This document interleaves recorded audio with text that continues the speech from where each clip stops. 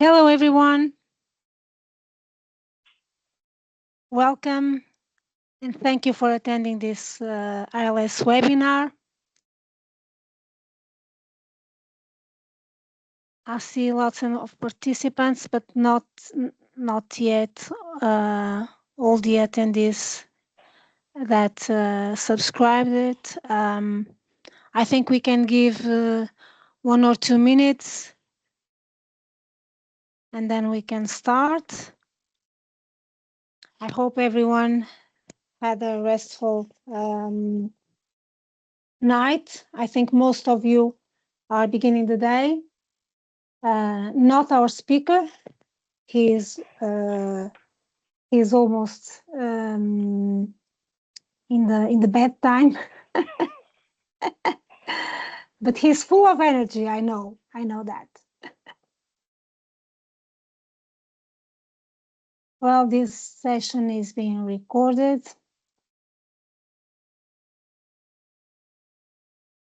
More and more people arriving.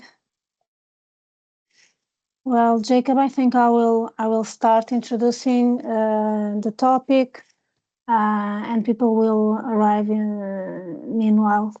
I'm Susana Cunha. I am ALS Business Development Manager for Beauty and Personal Care in Europe, and I'll be facilitating this webinar today.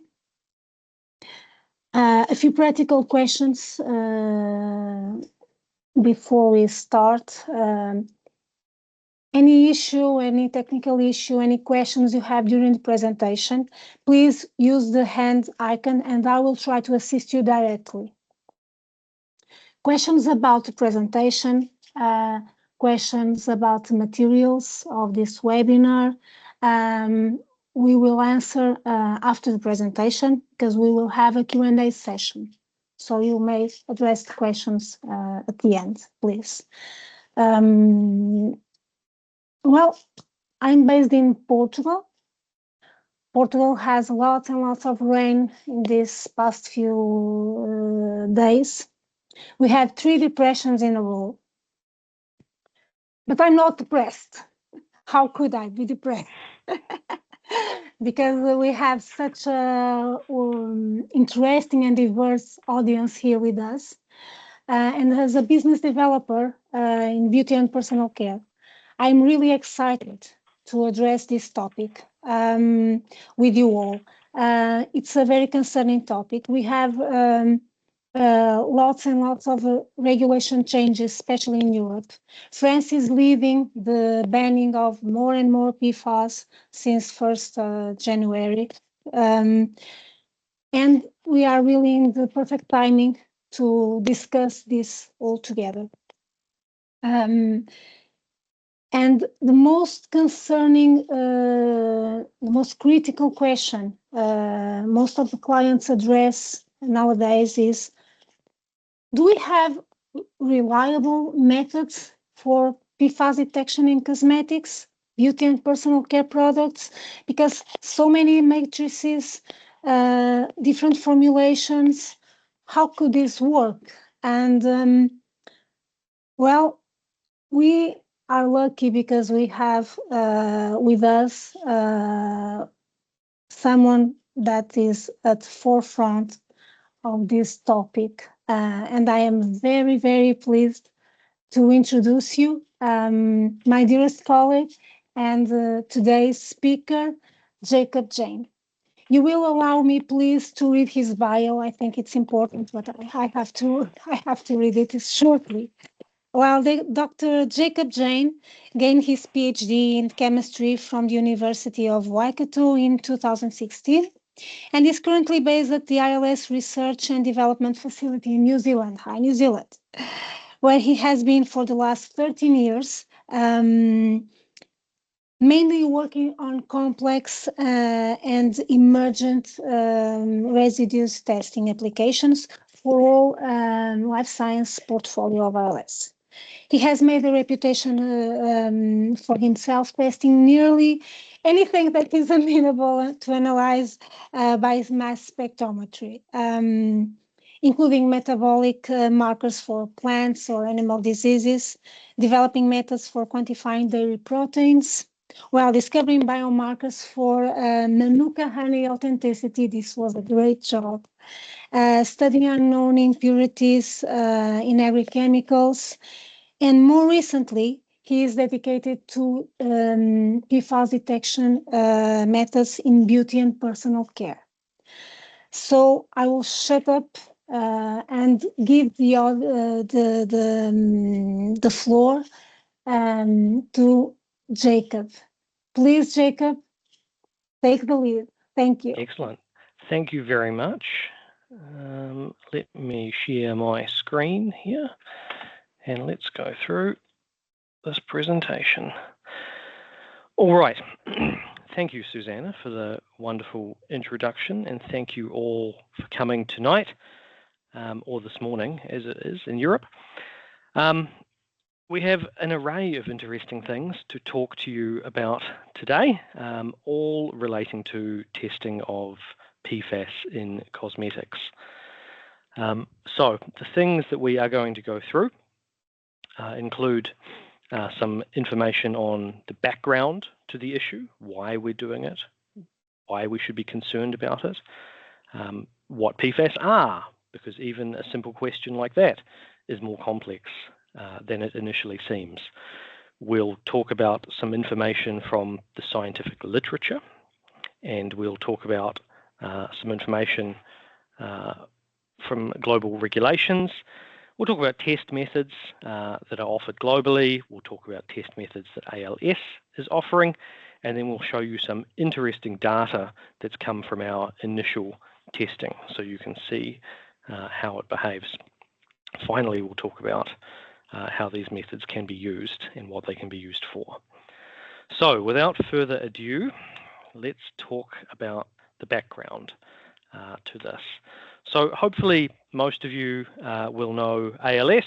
ALS is a global laboratory network that does a very wide range of things, including testing for cosmetics and testing for residues and testing for all sorts of things in that space. So the life science branch includes a number of personal beauty laboratories, personal care laboratories around the world, and they're dotted all across the globe, as you can see from this map. There's a number of them in Europe, and there are a few spread throughout the rest of the world. I'm talking to you today from New Zealand, so we're all the way down the bottom corner of this map here. And even though we're tucked away, hidden in the corner, I'm actually quite pleased to see that we're on there at all, because sometimes we get left off these maps, unfortunately. You probably all do not need the geography lesson, but Europe, of course, is right in the middle of things here. So what do we do in New Zealand?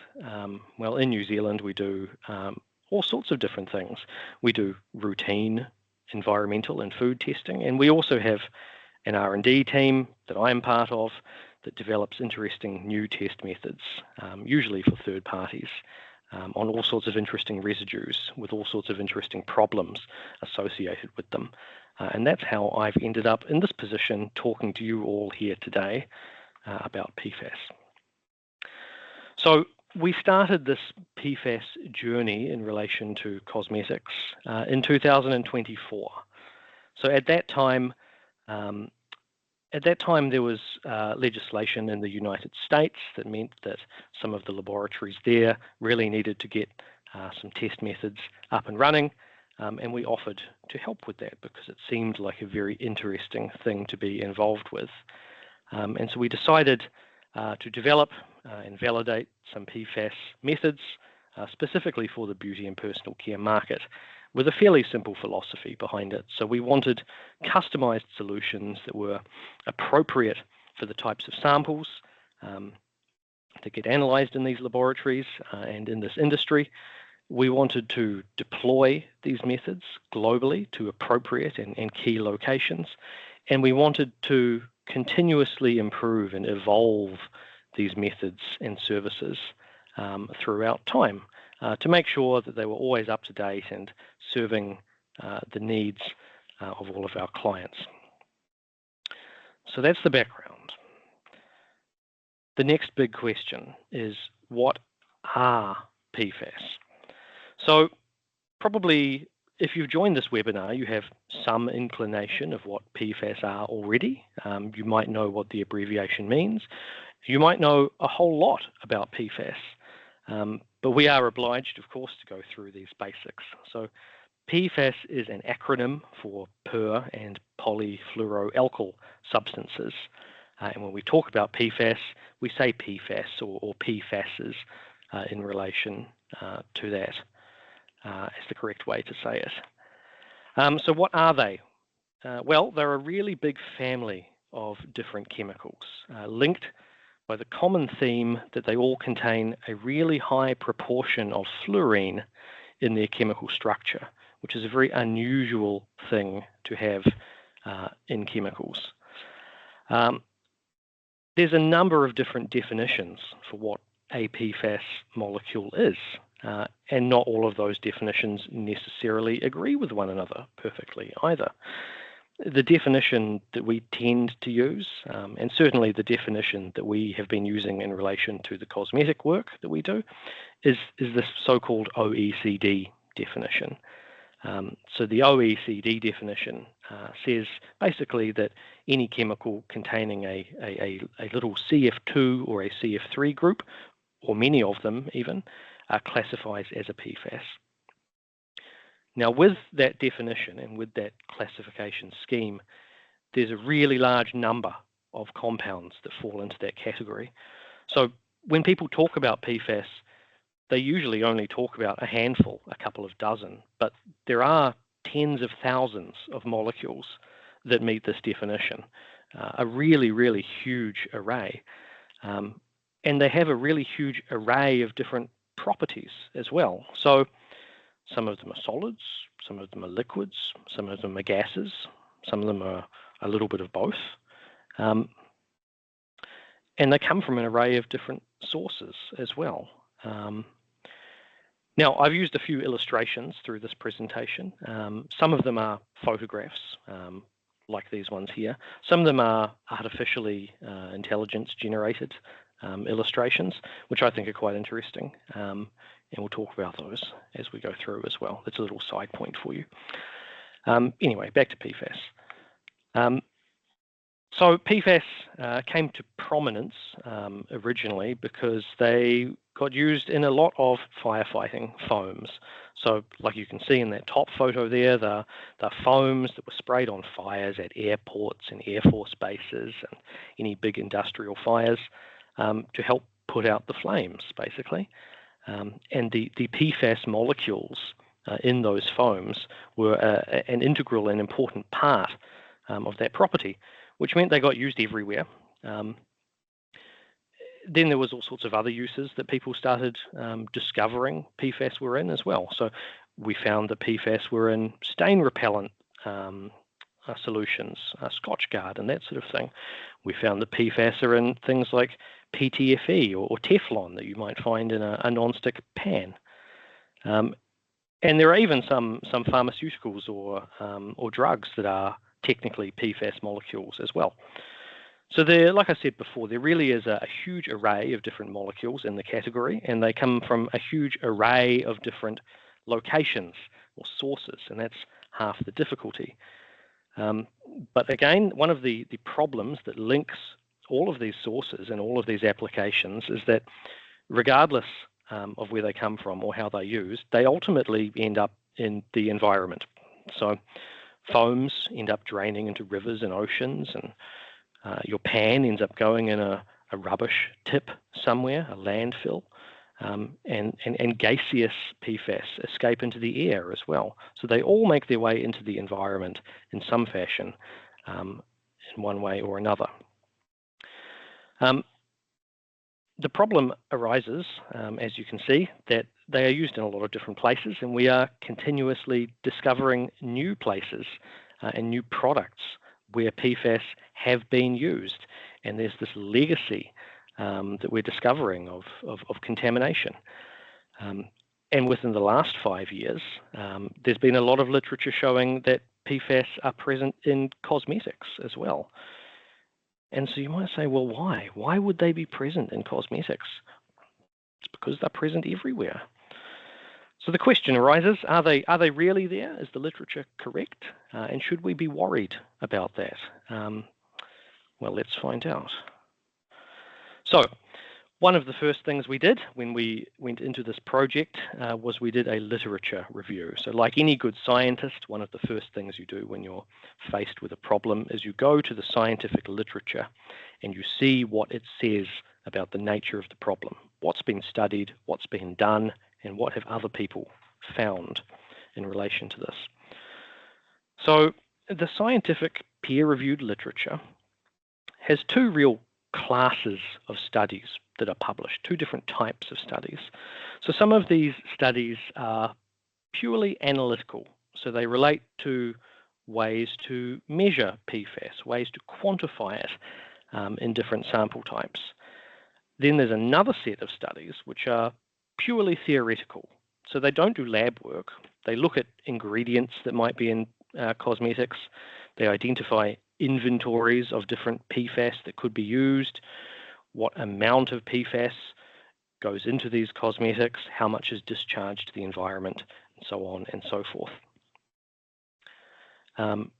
Here's an illustration demonstrating some of that scientific literature review. Now, see if you guys can spot anything wrong with this. I thought they were quite nice illustrations, actually. They're very, very nice from ChatGPT. The bottom one is great. There's a person there looking at some PFAS data, and they've even got a graph that looks kind of like the ones we generate. The top illustration also looks quite good, until I realized that actually he's holding the page kind of the wrong way around, so I'm not entirely sure what he's looking at. It might be totally blank. I don't know. Anyway, back to the literature. So what does the literature say about PFAS in cosmetics? Well, the literature is quite surprising, actually. So usually when we're talking about PFAS and we're talking about the concentrations of PFAS, we're talking in the range of parts per billion, sometimes parts per trillion. And so those are very, very low concentration units, and they relate to something like a drop of PFAS in an Olympic-sized swimming pool or in a 100 Olympic-sized swimming pools. So those concentration units are very small. But the literature on cosmetics shows that the amount of PFAS that's in them can be much, much higher. So in some cases, even up to percentage levels. So there can be grams of some PFAS in a kilogram of cosmetics, which is a truly alarming amount, just a really, really high concentration. Now, the literature shows that some of those PFAS are more consistently present than others. So the studies often point at what's called perfluorocarboxylates as being quite widely detected and quite widely present. And so those will be things like PFOA, which some of you may be familiar with. Now, the literature also shows that there are certain types of cosmetics that are more prone to having PFAS in them. So things like waterproof lipsticks and waterproof mascaras are often touted as having higher concentrations of PFAS. But not all studies agree with one another, and not all of them show the same thing. Really, the only thing that the studies do agree on is that there's no particular standardized way that any of them do their testing. There's no agreement whatsoever in that regard. It is all done very, very differently, which is an interesting position. So the next question that arises, if we accept that PFAS are in cosmetics, then you have to ask yourself why. Why are these PFAS in cosmetics? And we think there are two reasons for that. We think that there are some PFAS that are there by accident, accidental contamination. So that's when someone making or formulating a cosmetic isn't deliberately putting PFAS in, but there may be one or more PFAS present as an impurity of some sort, in an ingredient or in a packaging material, or perhaps even in the equipment that's used to produce the cosmetic. So some of it is there by accident, we believe. But the other reason that some is there is deliberate addition. So we know, the world knows now, that there are some formulations of certain cosmetics where there are some types of PFAS that are deliberately added as ingredients. And we know they're deliberately added as ingredients because if you pick up a container, you can read on the ingredients where it tells you a particular PFAS that's in them. So those are the two categories. They can be there by accident or they can be there on purpose. Now, once the literature identifies a problem and once scientists are onto it, often the next thing that happens is that there are some regulations which appear. Government agencies love to regulate problems, which is of course a good thing. And so that leads us to the next slide. What does the regulations say about this issue? So in Europe, you have an array of different regulations, a small array to be fair. So you have some cosmetic product regulations, which cover a small number of carcinogenic or mutagenic or reproductive toxicity compounds, which includes 4 of the PFAS, PFHPA or HEPT-A as some people might call it, PFOA, PFNA and PFOS. So these are all very old PFAS. They're ones that science has known about for a very long time, and most of those are regulated in a lot of different industries now. So it's good that cosmetics has regulations for that too. Now in Europe, you also have these REACH restrictions, and the REACH restrictions contain an annex which also explicitly prohibits PFHXA to a level of less than 25 parts per billion. And it also specifies that related substances, which are things that have the structure of PFHXA but with other bits joined onto them, also has a residue limit, but which is slightly higher. Now we then have some extra regulations from certain countries. So France, as many people know, has its own, that should say law, not lab, although France does have its own labs. So France has its own law 2025-188, which places some restrictions on PFAS in cosmetics. And the proposed regulations for that are 25 parts per billion for individual PFAS or 250 parts per billion for a sum. There's also some new laws in Denmark, which cover an array of other consumer products. But unfortunately, Denmark, if there's any of you here, I wasn't sure I could fit you on the slide, so you'll just have to take my word for that.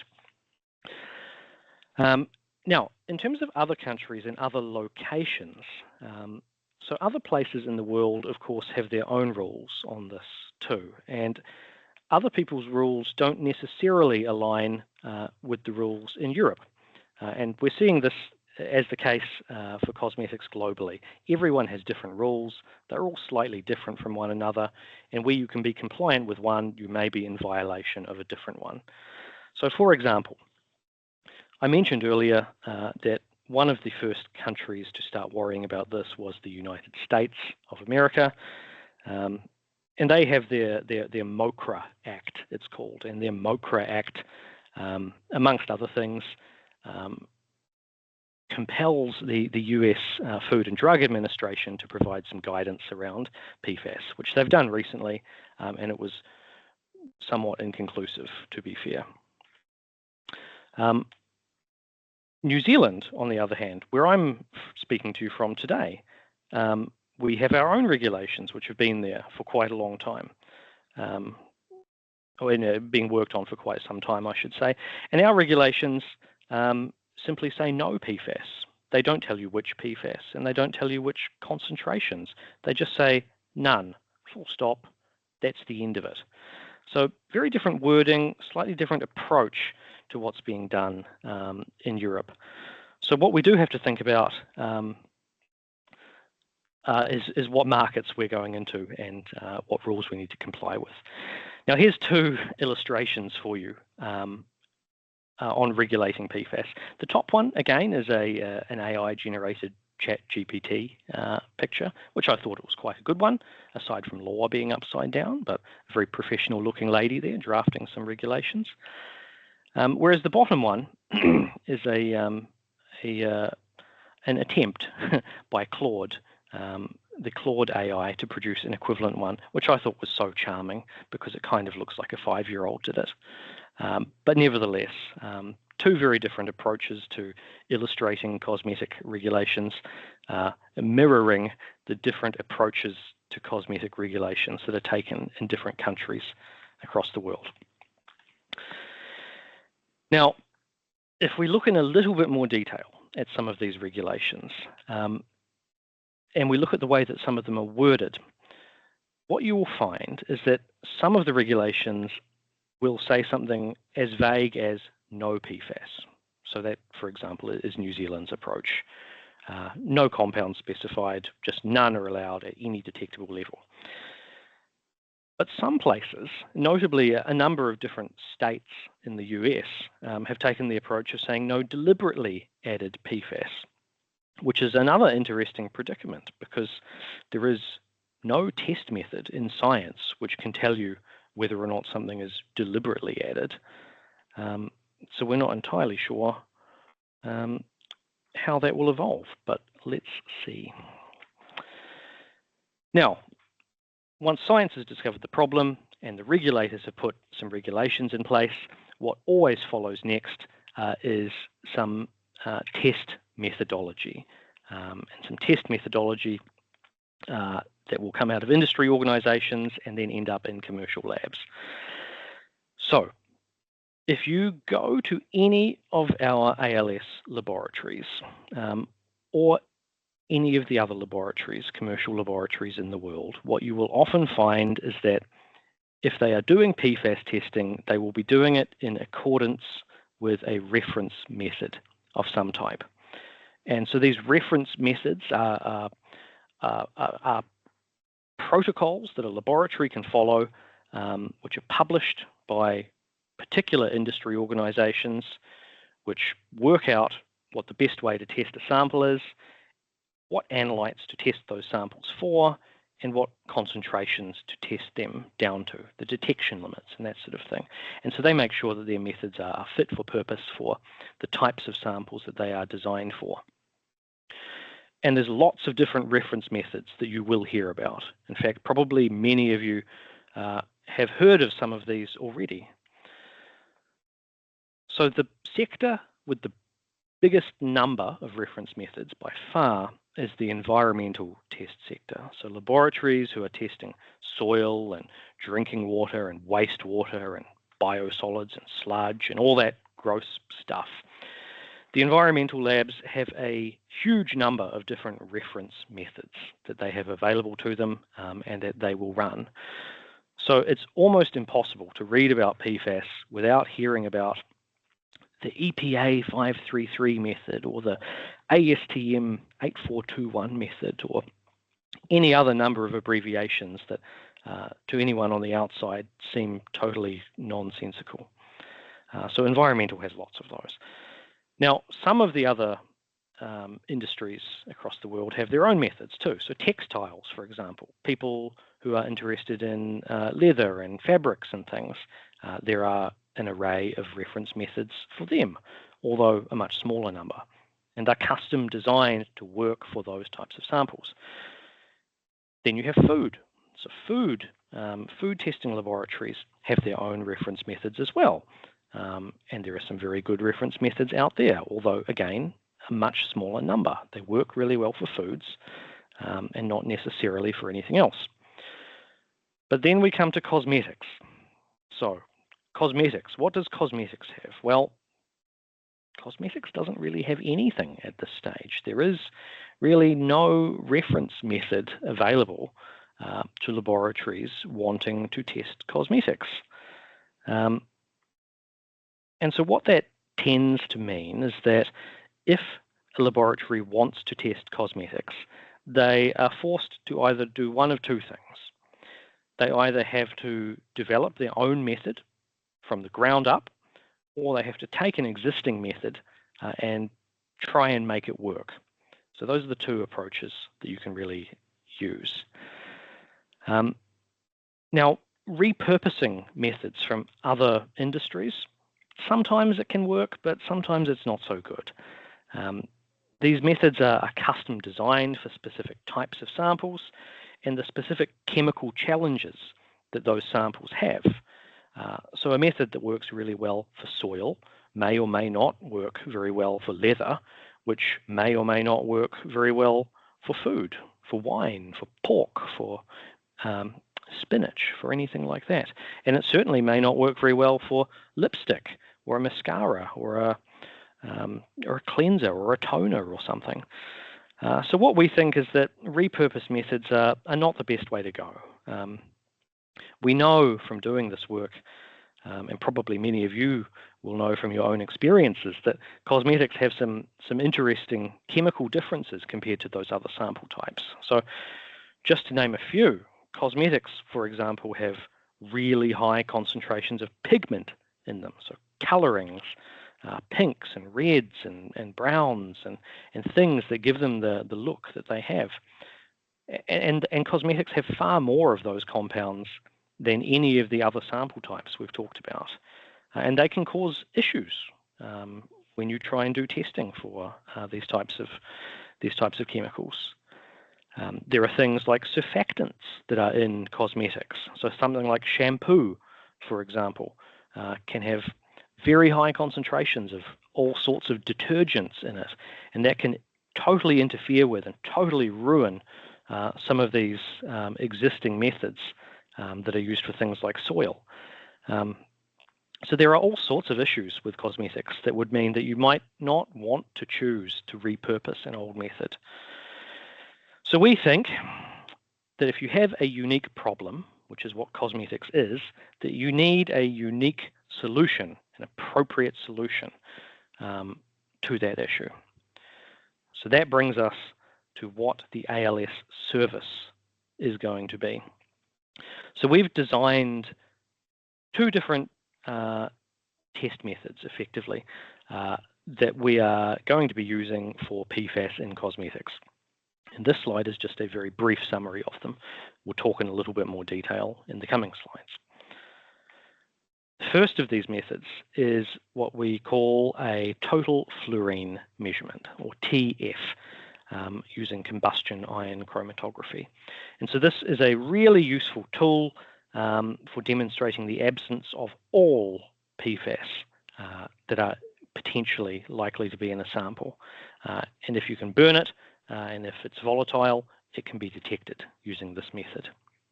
We'll talk in some more detail about that.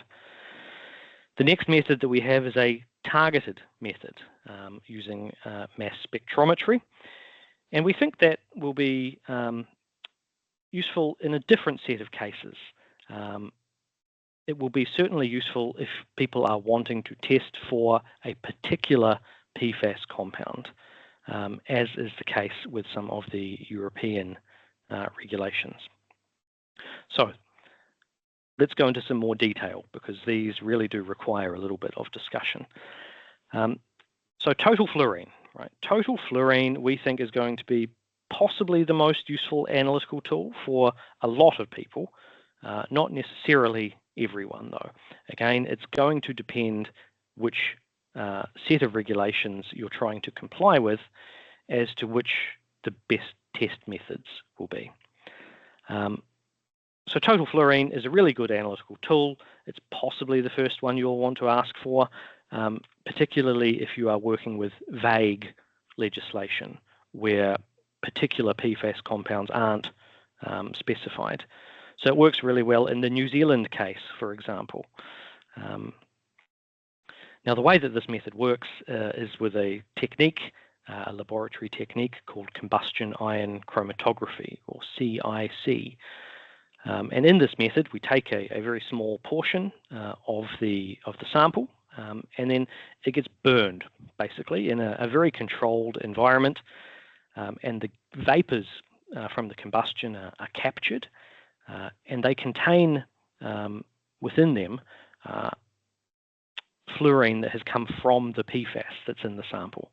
So the fluorine gets collected as fluoride, and then that gets tested by ion chromatography.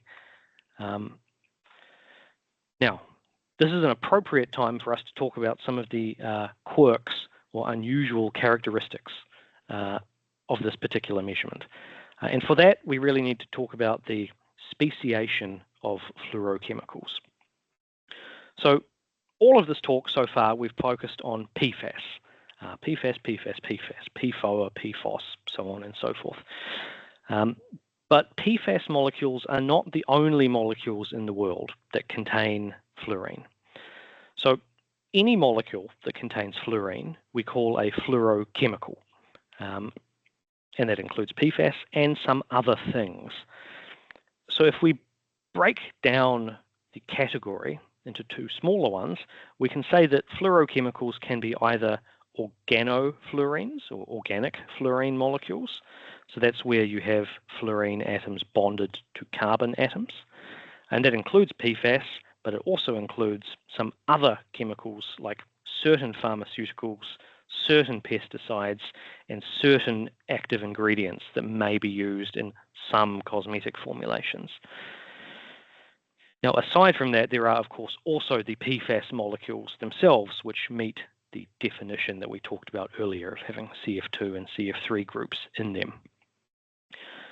Entirely separate from both of those categories, though, we have inorganic fluorine. So there are fluorochemicals where the fluorine is not attached to a carbon atom, but it's attached to something else. And they are not really that relevant. So when you are doing a total fluorine test, you will be combusting certainly all of the organofluorines. So if there are PFAS in a sample, it will be combusting those and it will be detecting those, which means that if you get a negative result from a total fluorine test, it doesn't have PFAS in it at the detection limit of the method that's being used. But if you get a positive with total fluorine, it may not necessarily in all cases be due to PFAS, because there are these other organofluorine molecules that may be in there. So again, we have to be careful and we have to be cognizant of the chemistry of our sample and what might be in it to help us decide what the best test methods to use will be. So like I said, because it detects all PFAS or can detect all PFAS that are in a sample, it's really the only analytical method that you can use to conclusively say that no PFAS at all of any type are present in a sample. Now, the method that we use is a highly validated method. So Susanna talked at the start about, do we have appropriate methods? Are they reliable? We think one of the key aspects of this is that if you have a test method, that it's validated for the sample types of interest. And validation, in terms of analytical chemistry at least, is a process that you go through to prove how well a method works and on what sample types and what the characteristics of the method are and how accurate it is and all that sort of thing. So the method that we use has been validated to a standard which is widely used in chemical laboratories, ISO 17025. And we've tested it on a range of different cosmetics and surrogate materials to ensure that it works really well for this purpose. So we're quite confident and quite comfortable that it is a good method to use for this. Now, with this approach, this total fluorine approach, it has one drawback of having a relatively high limit of reporting. So this is 1 part per million, which is higher than some of the residue limits for particular compounds specified in those European regulations. So if you want to comply with PFAS regulations that specify a residue limit less than that, then this won't necessarily be the best method to use. But if we do decide to use it, it's quite a small volume of sample that we need. 10 grams is the recommended amount. And like a lot of PFAS testing, we generally recommend that subsampling of things is avoided, because subsampling can lead to contamination and issues like that. Final point there, not necessarily the best option for demonstrating compliance with really low residue levels. But that's where the next method comes in. So the other method, like I said just before, is a targeted method. So what that means is that it looks for and quantifies individual particular PFAS molecules, and our method does 24 of them, at a much lower concentration range. So if, for example, you are trying to comply with some of those cosmetic regulations or the REACH restriction, then this is a better approach to be using. So the principle of this method is that it uses something called liquid chromatography with mass spectrometry as a detection mechanism. And the way that it works is that we take a sample of cosmetic, we use a carefully selected solvent blend to extract PFAS from that sample, and then we put it through a cleanup process. And so that's a process which eliminates other components of the sample, separates them from PFAS, and means that when we measure the PFAS, it's only measuring PFAS and not other things in the sample that might otherwise give you a false positive. We also use these so-called isotopically labeled standards for this, which really helps make sure the method is really accurate and really robust and really reliable. So here's the illustration of what that kind of looks like. This is a different art style. This is from the Google Gemini AI. There's probably a handful of lab scientists out there watching this perhaps, and if you've done any LCMS or ventured into the laboratory recently, it sometimes doesn't look dissimilar from this, really. It's not a bad depiction. And I do have to say that after doing all this cosmetic work, it's sometimes hard not to have your lab coat looking like this as well. I certainly have more pink stains on it now than I used to before beginning this. So what's in the suite? We've got 24 PFAS in there at the moment. It includes those ones that we mentioned earlier, so PF, Hex S, PFOA, PFNA, PFOS, and a range of other ones. So there's perfluorocarboxylates, there's perfluorosulfonates. If you're interested in the full list, send us a message and we'll be able to share that information with you. Now, like I said before, we think validation is really important. And so we've gone to great lengths to make sure that this method is really highly validated, really rigorously validated. And so we've validated 10 or 12 different sample types covering the full spectrum of different cosmetics. We've looked at things that are purely mineral. We've looked at things that are mostly aqueous. We've looked at things that are mostly oils and waxes and lipids. Almost anything that you can buy on a shelf that you can apply to your body, we've tested using this method. And we're pleased to say that it works really well on all of those sample types. So we think that it works on all cosmetics, basically. We are bold enough to make that assertion. And the limit of reporting is much, much lower as well. So it is 0.0001 milligrams per kilo, which is 100 parts per trillion. So orders of magnitude lower than those residue limits that we were talking about before, but in line with sort of the latest scientific advancements in modern test methods that are used in other sectors. Again, the sample volume requirement for this is quite small. We don't need very much.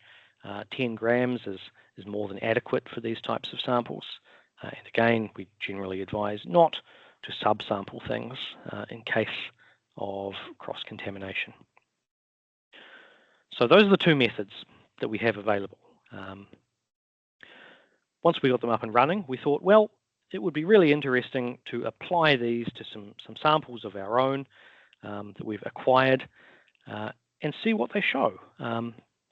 So the most interesting results, or the ones that I have for you here at least, are ones from our targeted LC-MS method.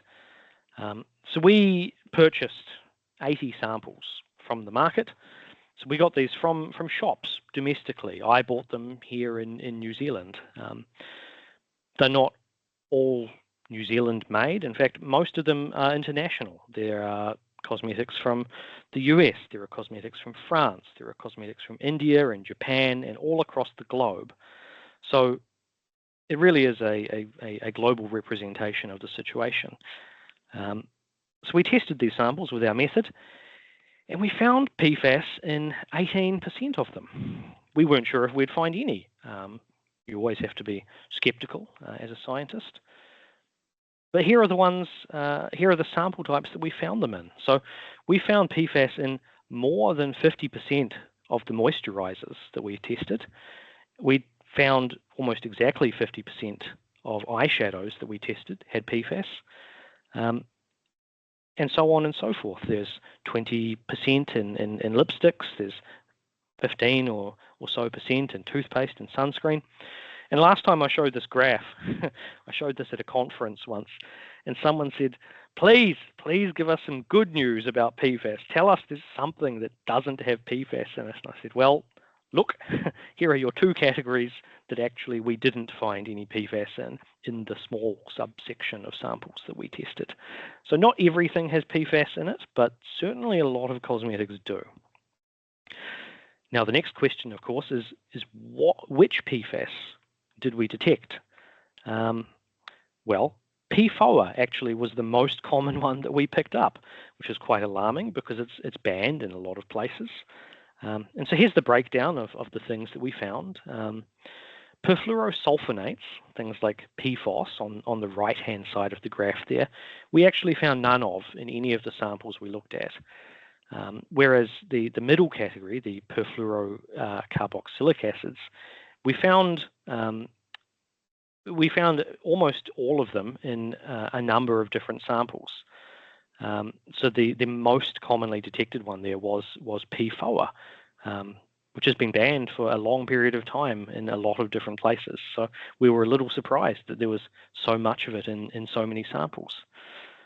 The next question that arises, I don't have the data here, but the next question is what concentration is it? Is it such low concentrations that we should care, or is it quite high concentrations?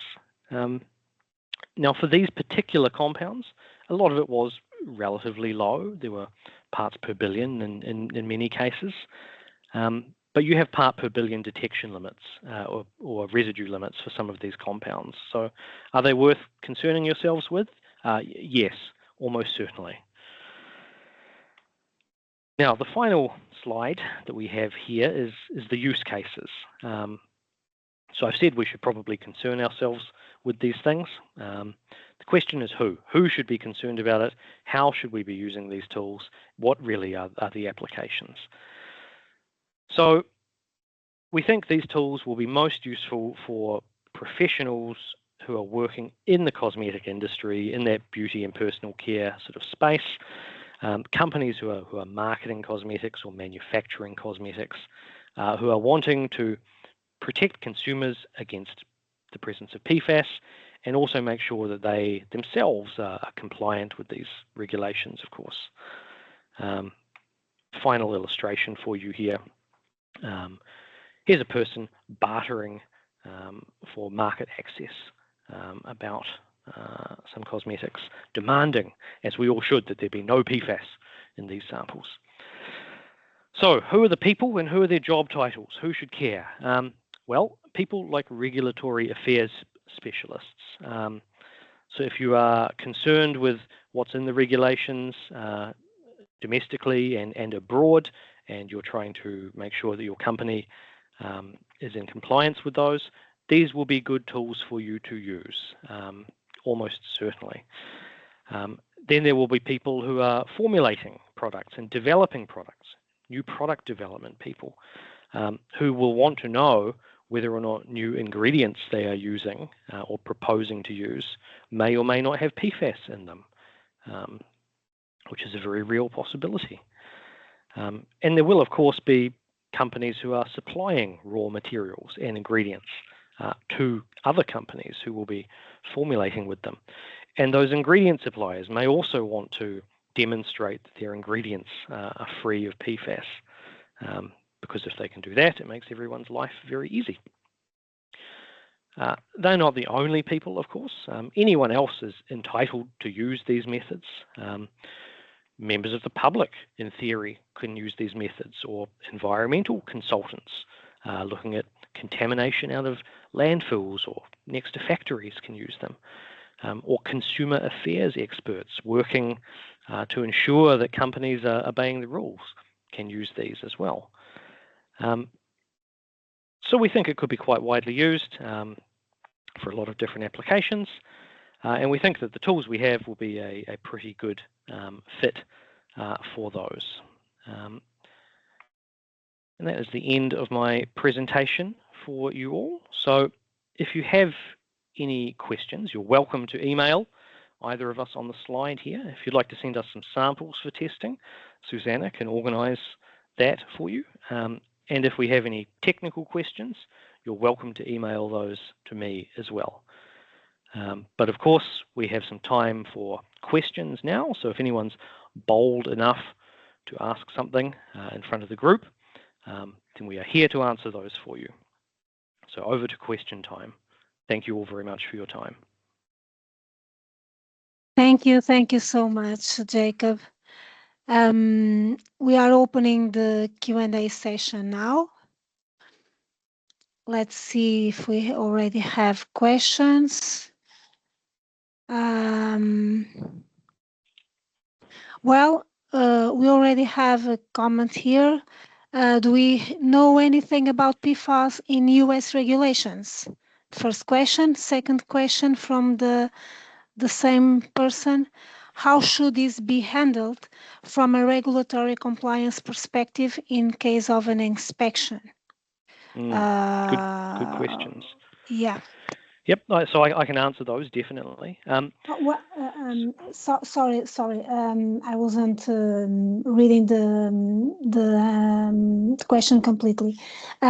How can we handle this in a compliance perspective if we are in US and we want to sell a product in Europe?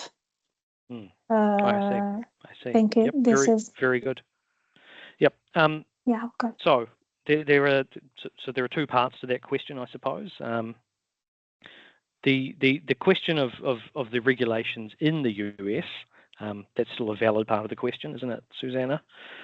So the regulations in the US, right? There is quite a range of regulations. So there was an expectation that the result of the MOCRA Act and the subsequent study by the US FDA was potentially going to lead to some federal level regulations that applied to the whole country.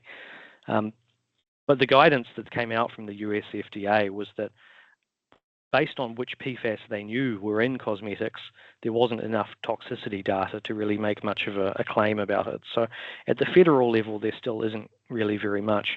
But at the state level, there are lots of different states who have their own regulations, and they tend to either say no PFAS or no deliberately added PFAS.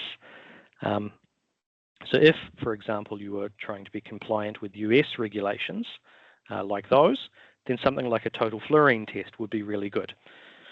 Now, if you're manufacturing something in the US but exporting it to a different market like Europe, then you would have to be very highly aware of what the appropriate regulations were in the exact place you were sending it to make sure you were compliant with them. So if, for example, you were complying with those the cosmetic regulations and the REACH regulations, then you would have to do a targeted LC-MS test because it specifically mentions the names of certain PFAS molecules. So if it doesn't mention the names of PFAS molecules, you can probably get away with doing a total fluorine or something like that.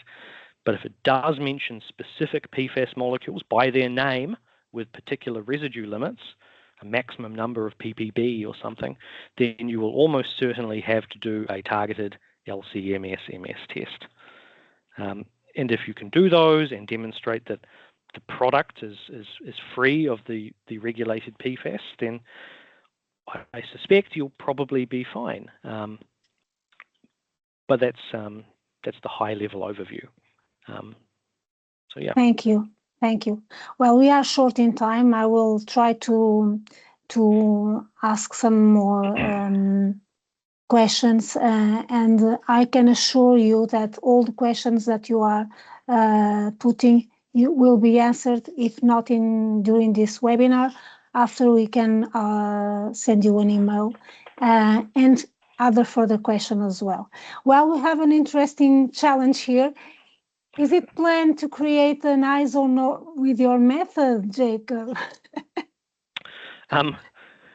We haven't talked about that, but never say never, right? There's always a call from lots of different industry bodies, be it ISO or any others, for PFAS methods.